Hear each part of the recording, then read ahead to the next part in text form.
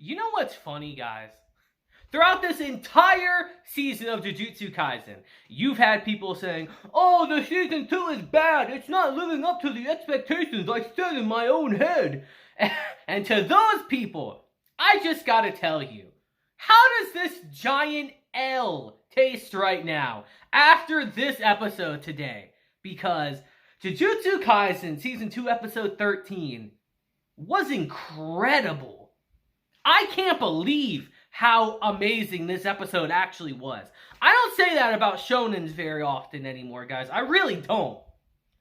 This episode was amazing.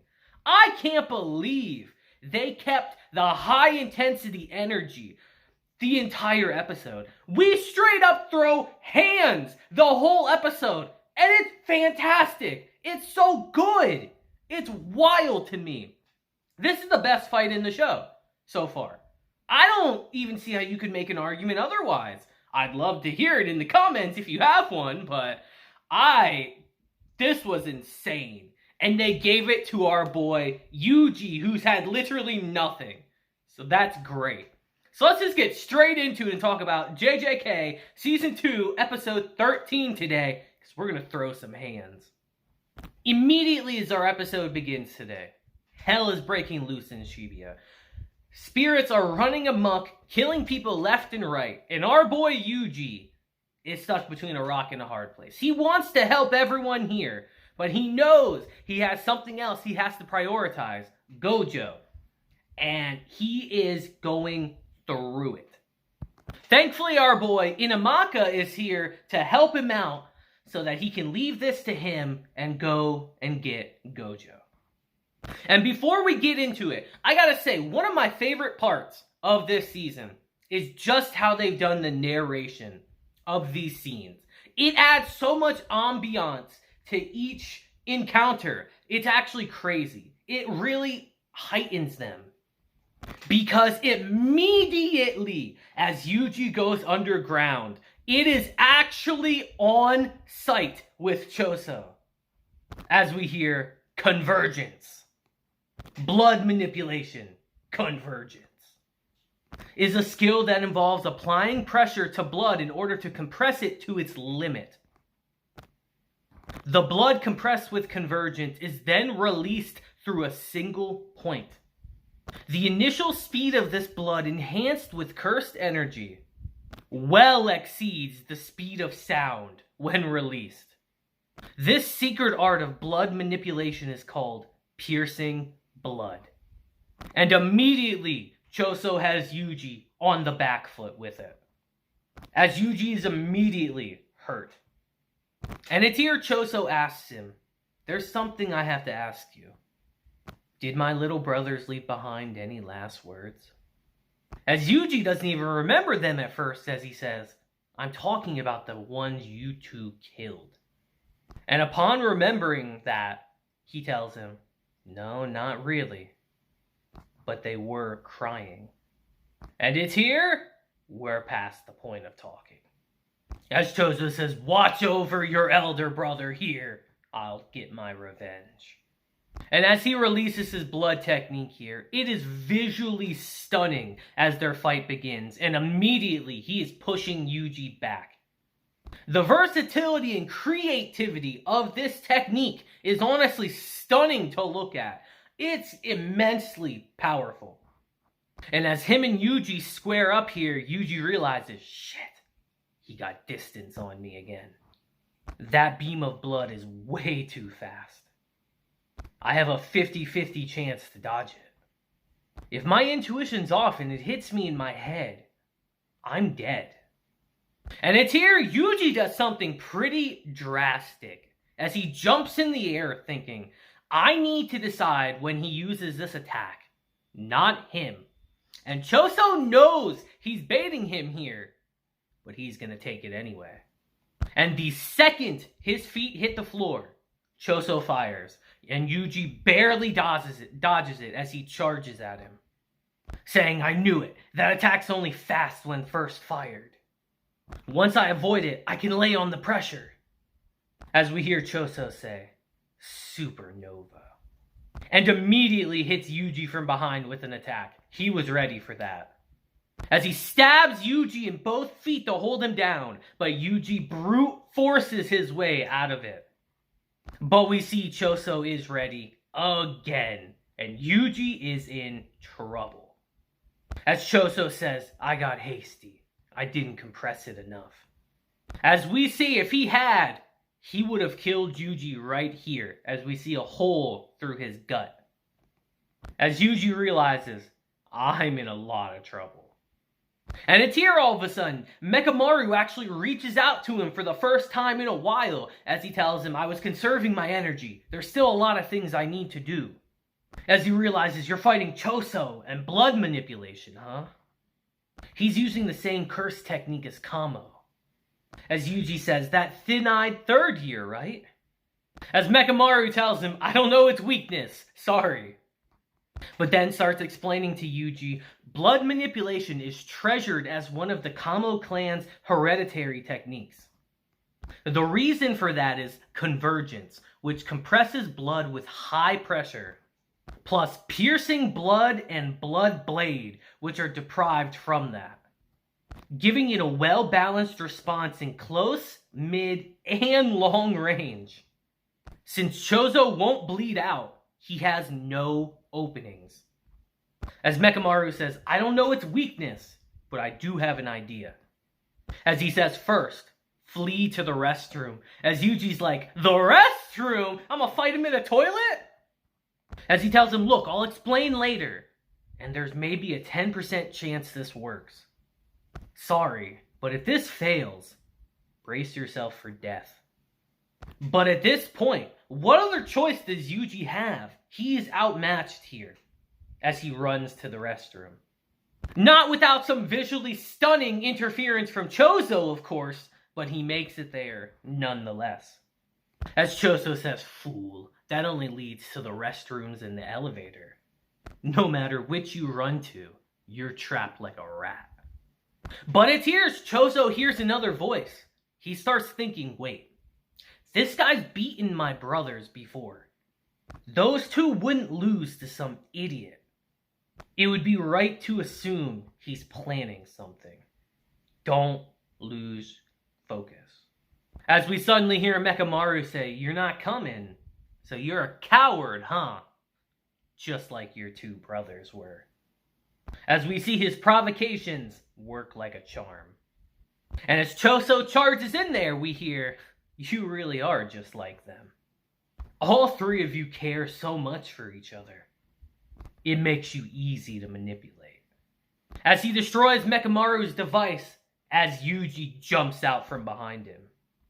But as Choso dodges, he says, too bad. That was your last chance. But it appears he tries to use his blood technique. It doesn't work, as he says. Convergence dissolved? And it's here we see just how smart of an idea this was, and just how big of a gamble it really was. As we hear, in order to enhance the effects of the blood manipulation technique, users constantly have the congelation of properties of their blood turned off. As a result, Choso's blood dissolves in water more easily than that of others. When exposed to water, the osmotic pressure causes the red blood cells to expand and rupture their cell walls. This left him unable to control the blood cells that comprise 45% of his blood, breaking his convergence. Mekamaru's aim was on the mark. And as we continue, we hear, in that situation, it was impossible for Choso to use blood manipulation outside his own body. As we hear flowing red scale, stack. And here, Choso lacked combat experience, so he couldn't comprehend what was happening to him. He just coldly accepted the new reality and conducted his blood manipulation within his body. As we hear Yuji say, I don't know the situation. There wasn't any opportunity for me to ask. But I do know one thing. I've dragged him into my turf. And it's here our real fight begins. And this scene is just incredible. It's not even that It looks good. It flows well. They use everything to their advantage. It's a straight-on just brawl in a bathroom, John Wick style. But it's so dynamic that it's insane. As Yuji lands a huge kick and says, "I can win." But it's here, we hear. Chozo has been keeping a clot of blood from being exposed and dissolving in the water as he strengthens said clot with cursed energy and compressed the congelated lump to its limit. So the moment Yuji Itadori was convinced of victory, it pierced his liver. As we hear blood manipulation, blood meteorite. As Yuji knows this is bad, saying, "This isn't the same as when I had a hole in my stomach. It destroyed something that shouldn't be broken. I'm gonna lose and die." But it's here. Yuji comes to terms with what he can do, saying, "I understand what my role is now."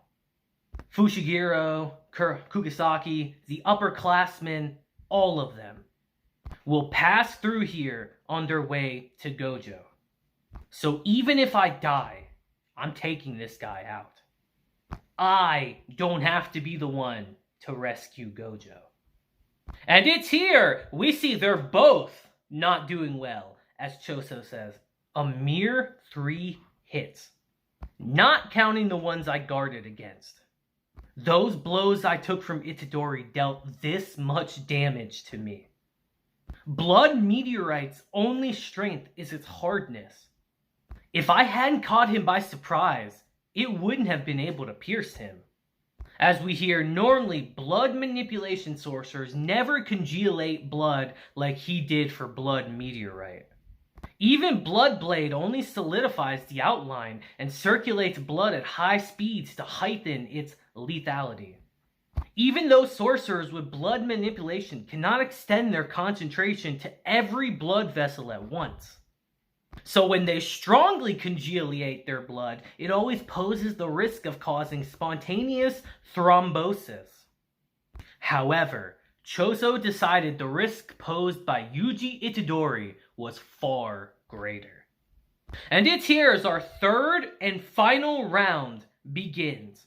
I can't stress to you guys how incredible this actually looks. I'm probably repeating myself at this point.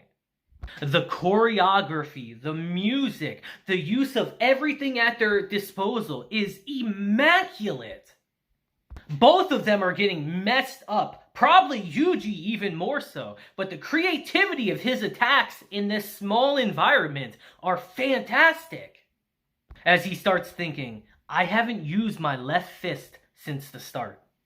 He probably believes I can't use it anymore. So this attack using my right fist as a distraction will land. And when it does land, Yuji realizes, what was that response I just felt? As Chozo takes his entire shoulder off and sends Yuji flying. As he tells Yuji too bad, as we see he used his blood to harden the spot of impact. And Yuji failed. As we see him laid out on the floor, crumpled. I love this scene so much, guys, because there's no ass pulls. There's nothing that comes out of nowhere here. Yuji flat out lost because he was outmaneuvered and outsmarted. I love that. As Chozo walks up to him and says, apologize to my brothers in the afterlife. And as he's about to finish Yuji off, we hear, how worthless. As Sukuna says, losing to such riffraff. And right as he's given up on Yuji, he suddenly realizes something's up. As we see that Chozo did not finish Yuji, he missed intentionally. As we see he looks horrified by something he sees in Yuji's blood. And as he leaves Yuji there and walks out, he starts having a panic attack here. As we hear in that moment, memories flooded Chozo's mind. Memories that didn't exist. And as we transition into these memories, they're kind of shocking, actually. As we see all the death paintings and Yuji sitting together, enjoying a meal, happy, laughing here. As Yuji says, hey, come on, you too, brother.